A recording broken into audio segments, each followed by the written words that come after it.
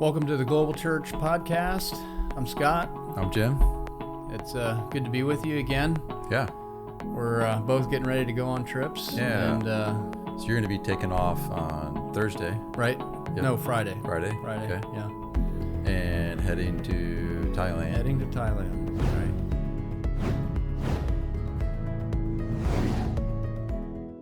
right. Share with our listeners a little bit. Some may not know that that's a place where you and your wife Annette went a while back, and God used you for quite a ministry there. So just give us some a little bit of a background of you all there. Yeah, we arrived in Thailand January 1st, 1989. Okay. We were missionaries with New Tribes Mission. Our oldest, Daniel, was a year and a half at the time, and Joel was 3 months old, and went to Thailand as full-time missionaries. Spent our first 14 months in Bangkok learning Thai. And during that time, the field committee, the leadership on the field, who, it's their role to oversee the field and determine what works New Tribes is going to work with and that kind of thing. They began to present to us, as they got to know us through our time of language study, learning Thai, just works, tribal groups that they thought, would be a good option for us. Mm-hmm. And they presented a couple to us towards the, end of our language time, and we made some trips out and visited, did a little survey, that type of thing, and just as we were praying about it, just believed that God was leading us to work with the Po Karen. Okay. And so once you got in working with the Po Karen, yeah, God led you to a certain village, right? And then did you have to learn another language? Yep. Or just learning Thai? Were you able to go in and what did that process look like once the village was established, the location? Yeah, we so when we determined we were going to work with the Karen, we moved up to the area that the Karen reside in. It was a town called Masadiang. It's about 50 kilometers from the Burma border. And the Masadiang is surrounded by the Po Karen. They live in various villages in the different mountain ranges around there. And it's a large people group, 300,000, something like that. And so there's many villages. There were other organizations working with them in some areas. And so we actually, while we were living in that town, making surveys, trying to decide on the village to move into, we actually began to learn Po Karen, because the Po Karen language is totally different from Thai. Okay. I mean, it's like English and Spanish. I mean, it's totally two different languages. And Thai, at that time, in the village we ended up moving into, Mapei, there were a few guys that had gotten out enough and had enough exposure to Thai culture and coming to town for things that they had learned Thai. And so we were able to use Thai as the bridge to begin learning Po Karen. And we studied Po Karen. I studied Po Karen for 4 or 5 years before I actually began the teaching. Mm-hmm. So once you learned Po Karen, right, and began to teach, what did that look like in terms of the teaching? Like, where did you start? Did you start in the book of John? Did you start in the book of Romans? Like, where do you start teaching, and kind of what did that look like? Yeah, this is where I was very thankful that I was a part of New Tribes Mission. I was just in my early 20s at the time, and I really wouldn't have known, where to begin with these people. Honestly, up to that point, I had never even really discipled anybody. Okay. And so, but New Tribes Mission back in the 80s had realized that, up to that time, they had their approach to evangelizing people and establishing the church was, they would go in, learn the language and the culture, give the gospel, and then begin teaching, might teach through a book or teach topically, that type of thing. But they, in the mid 80s, they realized that, these people don't have enough of a foundation of the Old Testament. They have many wrong beliefs and misconceptions about things. Most of them have a creation story. Most of them have some kind of a view of of what sin in quotes is, because as animists, as spirit worshipers, which is that's the type of people that New Tribes Mission works with. They really don't have a concept for sin against a holy God. Their concept of sin is really broken taboos against the spirits. And so here you have these people, so you go in, you learn the language and the culture, and you just begin giving them the gospel. The Son of God came and died on the cross and shed his blood and paid for your sin. Well, their idea of sin is broken taboos against the spirits. They don't understand sin against a holy God. So they're not even really grasping their own need. And so it was in the mid 80s that New Tribes began to realize, these people that here we have these churches that exist in some of these places, and it just seems like these people really aren't clear on the gospel. And there was one of the a missionary from Australia in New Tribes, Trevor McElwain, that God just inspired him to, I think I need to go back to the beginning and just teach from the beginning who God is and what God's like and where man came from and how we became sinful. So that would help to undo the possibility of the syncretism. Exactly. Where they have their beliefs and then they take what they're taught about the Bible and lay them over that and then believe all of it. Right. So by doing what you're saying, you really undo what they believe and really land at the truth. Right. Yeah. Yeah. And, a couple really cool examples of how that worked, in our teaching of the Po Quran. Again, the Quran are animists. They're, they follow spirits. They worship spirits. They're afraid of the spirits of the dead. They have burial grounds. And so when someone dies and it's time to bury a body, they don't even like going to the burial ground as a group of men in broad daylight. They're just, and when they come back, they have all these different rituals and ceremonies, things they have to do to make sure that they're not bringing bad spirits back into the village. They're just so afraid of the spirits. And so when it came time for me to begin teaching chronologically, and that's how we began. We began with what we call creation of Christ, and it does just that. It begins at the beginning, and it progressively teaches through the Old Testament, laying these important foundations that need to be in place for people to understand the gospel. Yeah. So that when you get to the gospel, they understand. They understand that they're sinful. They know how they became a sinner. They know there's nothing they could do about it. They know that God has done something about it, and that is, through sending his son and dying on the cross. And so they're just really clear on all the important aspects of understanding the gospel. But when I got to just the fourth lesson in our chronology was about Lucifer and the angels, and how God, created them perfect, created them as angels, and how through rebellion, Lucifer became Satan, and those that followed him became the demons. And Clark Ong, who's now one of the main church leaders in the church, that night, all he had heard before that lesson was 3 lessons, about God, the Bible, some about just beginning creation, because creation really begins with God creating all the spirit beings, all the angels.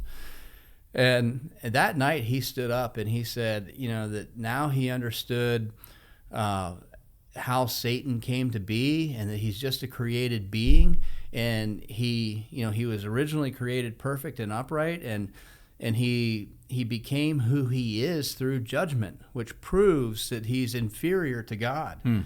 and all these angels were followers of him, and they've been judged. They are who they are today because they've been judged. And he said, I would no longer be afraid to go. Wow. He said I would go spend the night in the burial ground, is what he said. Yeah, which is, I mean, nobody would even think of that. And so it's a classic example of when people are taught foundationally, the truth pushes out the wrong beliefs. Right. And when you don't teach that, those wrong beliefs remain. They'll learn some truths, but they'll mix the truths with wrong beliefs, and then that's when you have syncretism. Yeah. He was already beginning to find himself free. Right. Not even saved yet. Right. That's awesome. Right. Yeah.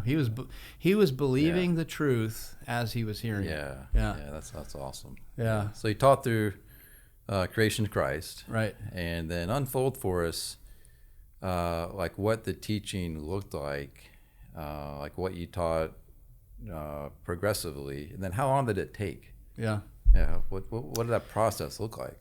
And so we at that time we had 5 families in our village who had left the spirit worship, and they were meeting on Sundays, and they were calling themselves Christians.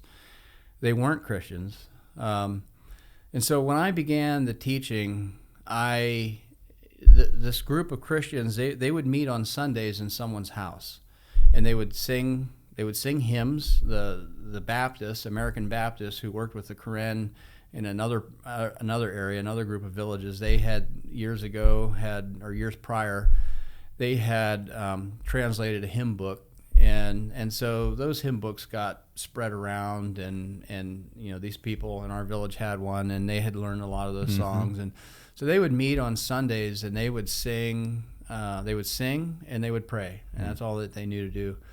And so when it came time for me to begin the teaching, I specifically did not begin the teaching on Sundays with them in their group, because to the rest of the village, these people were calling themselves Christians. They weren't, but to the rest of the village, the unbelievers, they viewed them as Christians. That's who Christians are. That's what Christians do. The ones who sing and meet on Sunday. Right.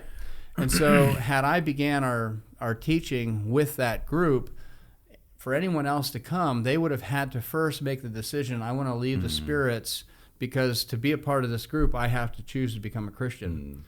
And I didn't want them to think that. Sure. And so we had a government school in our village, and so I asked for permission from the Thai school teachers if we could use one of the rooms to have a meeting, and we began meeting three evenings a week at night in the middle of the week at the school. Okay. And the school was kind of at a central place in the village, and because our village is kind of broken up into 2 different sides, and had we held it just on one side, then people from the other side probably wouldn't have come at night. So this was it was a neutral spot, in the safe middle, spot where everybody would feel welcomed and invited to come. Right.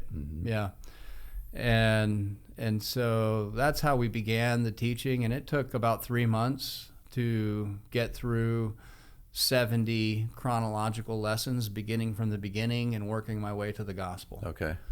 Yeah. And then when I got to the gospel, that night we had 5 or 6 people that we believe genuinely got saved. Awesome. And then I began meeting with them, because we still had this group of people which had grown, that were meeting on Sundays and calling themselves Christians. And so now these guys were Christians. This group meeting on Sundays, they're still not Christians. And the guys that were Christians, they weren't meeting on Sunday mornings and singing. You were meeting with them during the week at the school. Right. Okay. Yeah. Interesting. Yeah. And so then this group that had just gotten saved, I was meeting with them during the week for two different purposes. One was to help them prepare to reteach the creation of Christ lessons that I had just taught them through with the group on Sundays. And then the second was to just continue to teach them through the next set of lessons, which was positioned in Christ. Okay. And then we moved on to Acts and Romans and on through the epistles. And, altogether we lived in the village 11 years. And so, 4 of those years were in language study, and then the remaining 7 were in teaching and discipleship. Right. And Right. when we moved out, it was really the three of those first few believers that had gotten saved that had really become the leaders of the church. And today one of them is the main pastor, but all of them are leading Right. together. And Yeah. they've been planting churches in other villages and evangelizing and raising up other leaders in their Right. own church. And Right. so, yeah. Awesome. So God used you guys, you and Annette, and others as well, Right. to establish that church. So, and the churches in that area. So, when was the last time that you were there? Yeah, last time we were there was almost 2 years ago. It was February 2017. Okay. No, 18. So Yeah. then, obviously, that church and the other churches in that area they're established. They're not dependent upon you guys anymore. Right. They're not leaning on you guys anymore. They're not saying that, hey, we need you guys to come and teach. They're self-sufficient. They're self-supporting. They're on their own, established churches. Talk to us about that. Yeah. In our global missions booklet that we have at various places around the church, on page 5, we have a description of our 4 stages of involvement that we have with each church. And it begins with teacher, discipler, moves on to co-worker, then consultant and peer. And the Pokaren Church, they're very much in the consultant/peer stage, and so they're really at a place where, they themselves are raising up leaders. They themselves are able to draw alongside of other pastors and pass on to them the same teaching that we have given to them through the years. They're planting other churches. They really don't need us to come and teach them anything else. When we go, Sure. I'll definitely do some teaching. Right. But it's more for the purpose of encouragement than it is establishment. Right. Because they're very established. Yeah. So it's interesting because you guys lived in the village for 11 years. Right. Lived in Thailand for 17. Is that right? Right. So if I think about myself living somewhere and being amongst a people group for 11 years, obviously I would make very good friends. Right. And I know that you and Annette and even your family has made great friends with the the folks in the village, and believers or non-believers, just people in the village. And so they called and they've asked you to come back for a visit this December, and you're heading there Friday. Right. So, Yeah. They're having a giant Christmas celebration, and it's huge. They'll invite believers from many different villages, and it'll really be a display. It'll really be a testimony to the unbelievers, in the village. And so they, it'd been almost 2 years since we've been there, and they wanted to specifically know if Annette and I could come for it. And so it's going to be really, really encouraging to us. And Annette had grown very close with the ladies there, had spent a lot of time with them. Sure. Delivered some of their babies. So there's always a lot of tears, especially when it comes time to leave again. Right. I've actually had the opportunity of being there in the same village and visiting that village, and it's a great spot to see what God's done and to see the work that He's done. Us in the States, we have friendships and we have relationships with people. Right. Imagine, had I lived somewhere for 11 years and I made a lot of great special friends, and that was on the West Coast, and now I live in Virginia here on the East, and I go back there and visit those people, it would be a great a great time. But that have the element where God used you guys to bring them to faith in Him and to establish the church there. That adds an element that and have a whole people group like that, a village. That adds an element that not many of us here in the States necessarily would get to experience. Right. And so know that you're heading over there Friday to have a number of days with them. Right. So that's exciting, and look forward to hearing more about it and what the time was like when you guys get back. Right. Yep. So, Yep. Absolutely. Yeah. Yeah. So both you and I will be gone next week. Right. Yeah. So no podcast next week. Yeah. But we'll get together again when we're back and kind of share some of the stories and highlights and testimonies from our trips when we're back together. So I leave Friday, and then you leave Monday. Leave Monday. And you're going to Malawi. Right. And you're going to meet Cedric Chippendale there from South Africa. Yeah.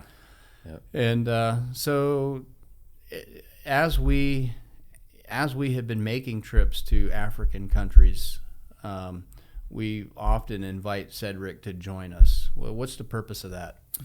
Yeah, the purpose is so that Cedric can be with us to, number one, help in the teaching. It's when we go there on these trips, it's a full array of teaching, like all day. And so we start at 9 a.m. and we teach till noon and take a break, and then we go back in the afternoon. It's a huge amount of teaching. So and you have jet lag. Have jet lag, yeah. So normally when we go, oftentimes we've gone together, and so there's 3 of us teaching. This time there's going to be 2, but that'll be fine. We'll get through it fine. The other, it's a great help to us, but then also, Cedric can be with us in terms of we started with the Chichewa group, and we started with Creation in Christ, and then we went to Position in Christ, and then we went to Acts and Romans, and then starting next week we're going to teach through Ephesians. So it's also been good, for Cedric to be with us to go through the whole process. Right.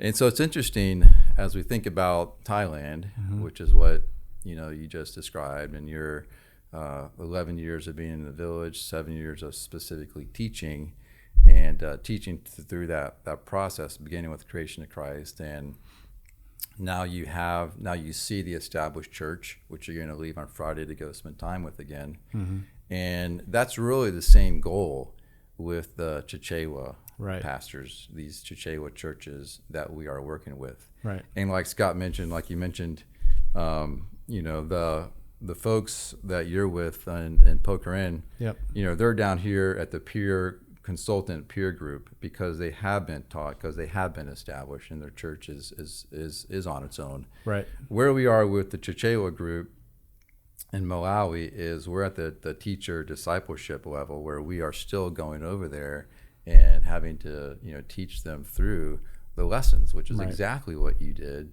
all those years back in Maypay, with the northern Pokhara. And so specifically, I think we might have mentioned it a couple of weeks ago, but specifically we're going to teach through Ephesians. And so that'll be Wednesday, Thursday, Friday of next week.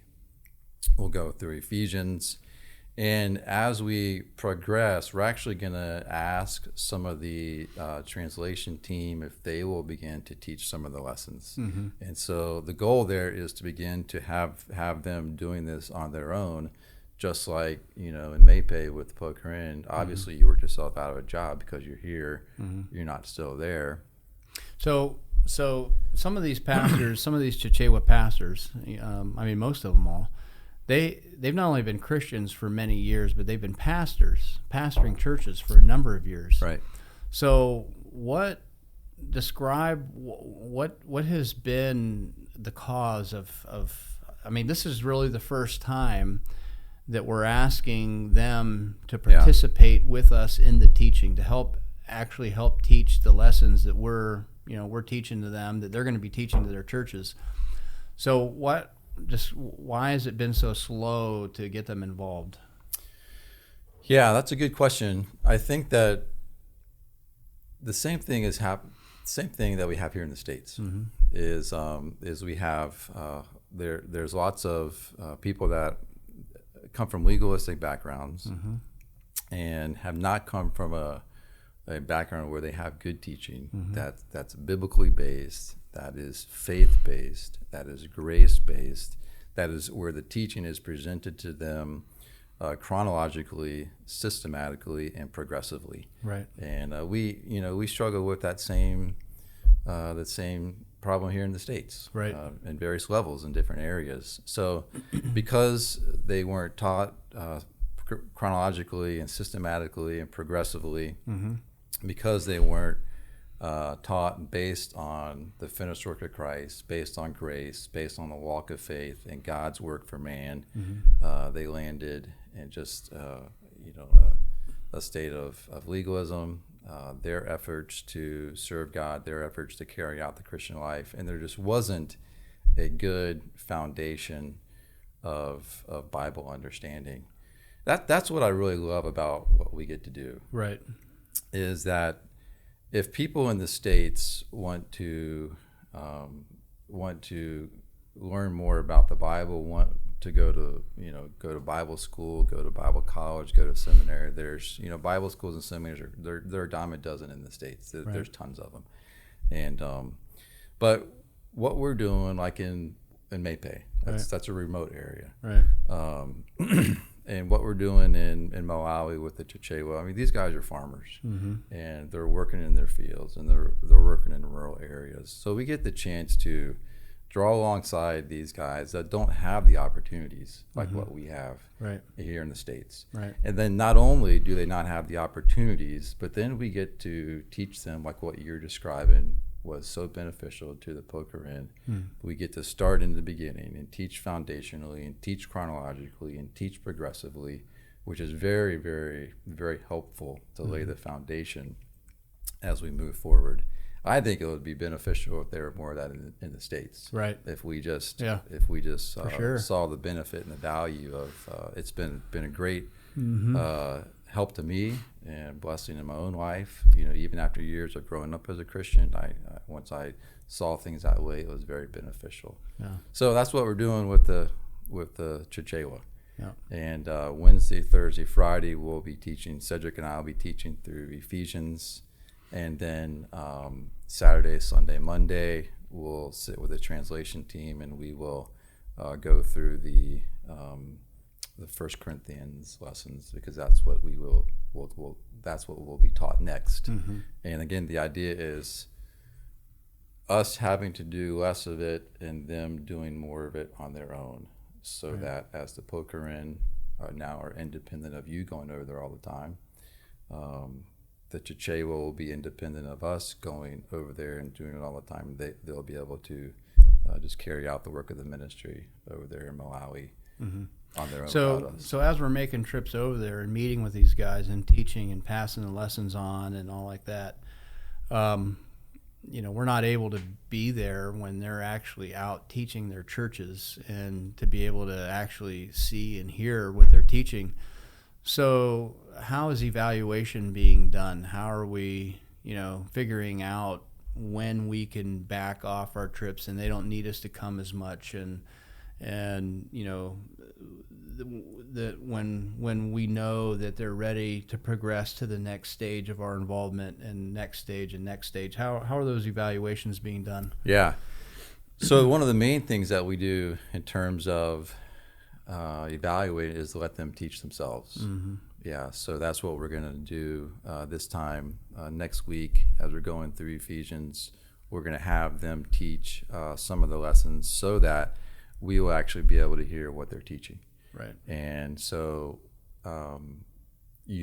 what somebody understands, when somebody teaches it, then you'll be able to know for the most part they understand it. Right. And so there has to be some comfort level and understanding that somebody has in order for them to be able to teach it. And so once we hear them teaching principles on the finished work of Christ, principles upon who we are in Christ, and grace and faith and all the spiritual wealths that are laid out in Ephesians, if we hear them articulating those things when they are teaching themselves next week, then then that will help to begin to communicate those things to us, like what you're asking. Yeah. What you said a minute ago about just the background, that most of these folks are coming out of background of legalism. And, I think we are here in the States as well. Yeah. Just jogged a kind of a testimony in my mind, the Quran, almost every time.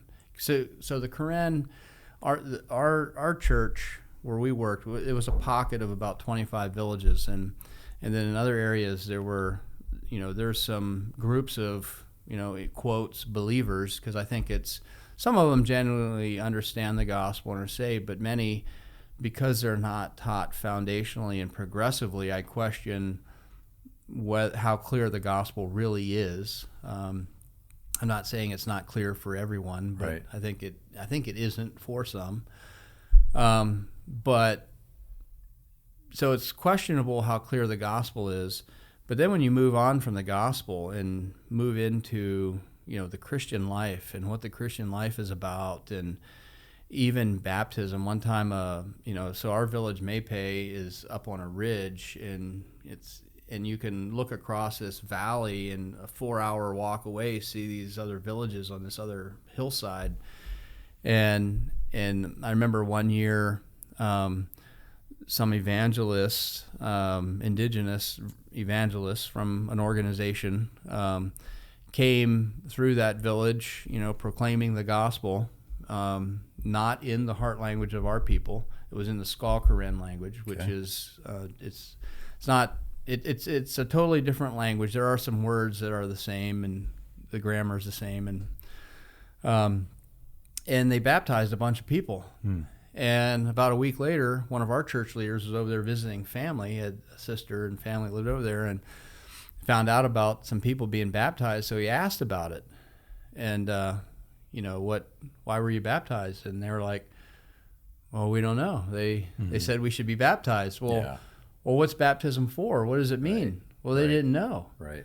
And so they've had many interactions like that with Christians from other areas that haven't been taught the way that they've been taught, and it's night and day. It's become extremely clear for them the difference and the confusion and the misunderstanding that exists when you're not taught foundationally, right. when you're not taught right. progressively. And many times, almost every time we go back, they'll say something like, because we'll sit around and we'll just like this. We're talking. We're right. talking about God. We're talking about the finished work of Christ. We're talking about what He's teaching us, and inevitably one of them will say, "Man, we're so glad God sent you to us and not somebody else that put us under the law." Mm-hmm. And I'm quick to remind them that if it wasn't for the grace of God, I would have come here and put you under the law. Yeah, because that's where I was. I was in total legalism. And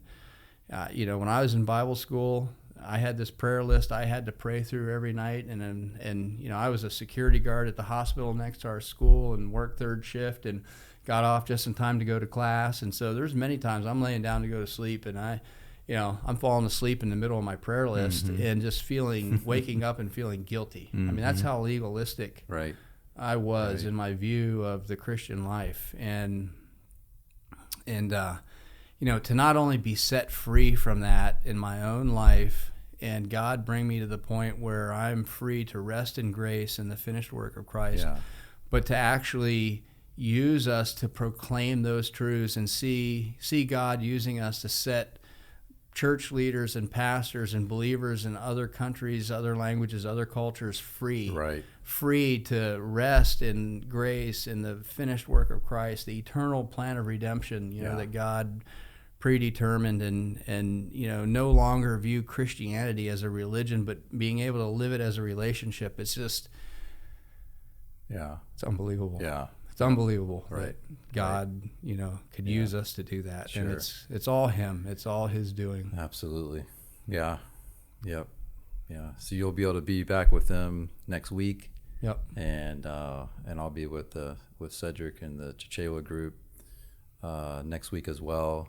And I'm looking forward to to being with these guys as well. The group that I'm with, you speak Pokeran, so you'll be able to speak to the whole group there. Right. The group that I'm going to be with, the translation team are the guys that speak English, or the ones that do the translation for us, and I'm looking forward to having that time with them. After we finish Ephesians, we'll all be together and walking through 1 Corinthians, and gives us more time to just be together, without the whole big group, just kind of some one-on-one small group time, spending time with them, talking and visiting and fellowshipping and studying, and we'll talk about what God's doing in our lives, and the very same thing, just growing in grace, understanding more of what He's done for us. So I'm looking forward to time with John and James and Michael and those guys over there as well. Yeah. Amen.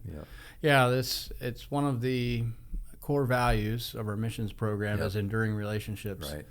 And although we're functioning in a way where we're not living on site with them the way that we did with the Pokeran in Thailand, we still develop those relationships, don't we? Absolutely. Absolutely. And even though we come and go and they come and go, because we have them come here sometimes, there really is a bond of a unity, a oneness that grows. Right. We really, really do grow to love one another. Right. Yeah. Yep. And like specifically John, who's from he's from Nigeria, but he's a missionary to Malawi. He went back to Nigeria. They had a baby in Nigeria, and now they've gone back to Malawi. Their house where they were living in Malawi there was broken into while they were gone, and so it's been difficult going back to Malawi. So we know that God uses trials, tribulations, and sufferings in our life for our growth, and so I'm looking forward to being with him for these number of days to talk through what it is that God's doing in his life by going back to Malawi and having to face his hardship with having to trust the Lord, where his house was broken in and all of his stuff was taken. Yeah. And so it's tough. Yeah. That's tough. And it really is a discipleship relationship. Right. Exactly. We're not only teaching them the truth, but we're also, even though we're not there day in and day out, still we have the opportunity to go back and spend time with them and go through some of these situations together with them and point them to the truth. And